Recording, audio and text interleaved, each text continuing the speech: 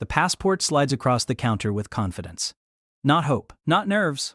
Confidence, the kind that comes from years of being told that this small blue booklet opens every door on earth. The officer looks down, types quietly, pauses, then looks up again. And with a voice as calm as a librarian asking for silence, says a sentence that will live rent-free in this traveler's memory forever.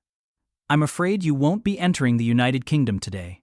Welcome back to my channel. If you're new here, please subscribe, like my video, and turn on notifications so you don't miss our next update. For a brief moment, time stops. Heathrow continues humming in the background.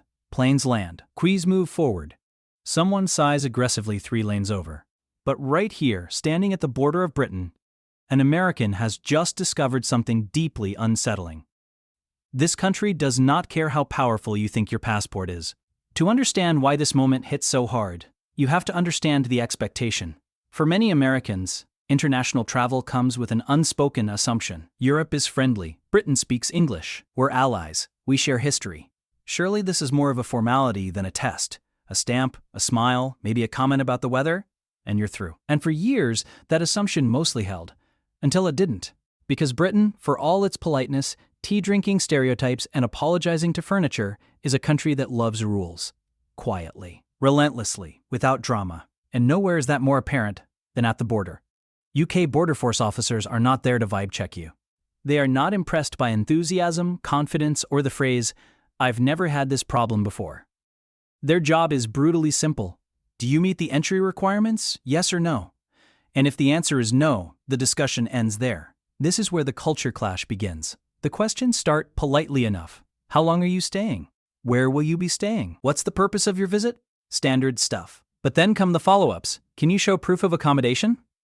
Do you have a return ticket? How much money are you traveling with? And suddenly, the confidence starts to wobble. Because somewhere between booking the flight and landing at Heathrow, the assumption was made that none of this really mattered. The UK does not share that view. For British viewers, this all sounds painfully obvious. Of course you need a return ticket. Of course you need enough money to support yourself. Of course saying, "I'll just figure it out when I get there," is not a valid immigration strategy. But for some first-time American travelers to Britain, this feels less like procedure and more like betrayal. The confusion usually comes first. A polite but strained "I'm sorry," followed by a nervous laugh, as if the officer has made a small administrative joke. Then disbelief. Surely there's been a mistake. Perhaps the officer hasn't noticed the passport yet.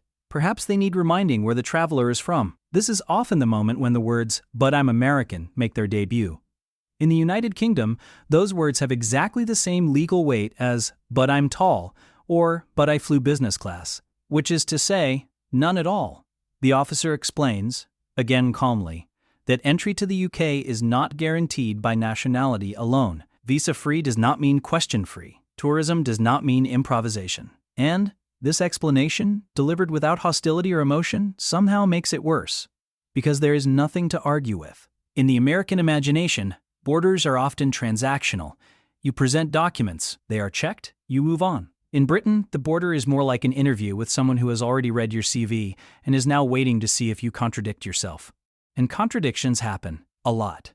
Someone says they're visiting friends but can't provide an address. Someone claims they're here for 2 weeks but has no return ticket. Someone insists they'll be working remotely, just a little bit. Unaware that this sentence sets off quiet alarm bells in an immigration office, the officer listens, types, nods, and then delivers the verdict. Refused entry. At this point, the emotional volume increases. Voices rise, hands gesture. Explanations become longer, faster, more desperate. Surely there must be a supervisor, a form, an exception, something. This is often where British efficiency becomes most shocking. There is no scene, no shouting match, no dramatic escalation, just a process. A form, a secondary room, a polite but firm explanation that arrangements are being made for a return flight. And suddenly, the reality lands. This is not a misunderstanding, this is not a delay. This is not something that can be talked through. Britain has decided, very politely, that you are not coming in. For British viewers, there is something darkly amusing about this moment. Not because anyone enjoys seeing travelers upset, but because it perfectly encapsulates a very British principle. Rules apply equally. Whether you arrived on a budget airline or a transatlantic flagship carrier, whether you're nervous or confident, whether you didn't know or always do it this way, the rules do not bend. They barely acknowledge your feelings. What makes this even more dramatic is the setting. Heathrow is not exactly a romantic introduction to the UK.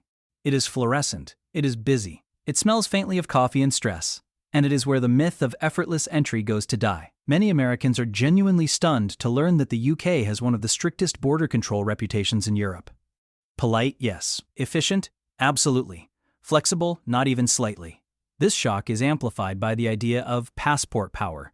Rankings, indexes, headlines declaring which passport is the strongest in the world. These lists create an illusion of invincibility. They imply that borders are suggestions rather than laws. Britain quietly disagrees. A strong passport may open doors, but it does not remove the lock, and it certainly does not replace the key. There is also the small matter of intention. UK border officers are trained to assess whether someone intends to leave. That's it. That's the core question. And if your story sounds vague, open-ended, or overly optimistic, alarms go off. I'll see how I feel. I might stay longer. I haven't booked accommodation yet. I'll figure out the money. To an American, these statements sound spontaneous. To a British immigration officer, they sound like a headache waiting to happen. This is where the reactions truly diverge culturally. Americans are raised to negotiate, to explain, to advocate for themselves. Brits, on the other hand, are raised to queue, comply, and quietly judge anyone who causes a fuss. So when an American reacts with outrage, it doesn't intimidate. It confuses. Why are you raising your voice? The rule is the rule. The queue must move. There is something almost theatrical about the contrast. One side operating on emotion and expectation. The other operating on procedure and precedent. And procedure always wins. What often surprises Americans the most is how little the UK border cares about intent. Good intentions do not override poor preparation. Being a nice person does not replace documentation. Wanting to see London does not count as a plan. And so, after a few hours in a quiet holding area, reality sets in. The phone calls begin. Embarrassed explanations. Cancelled hotel bookings. That one text that simply says, "So." Funny story. For many, this experience becomes a story they tell for years.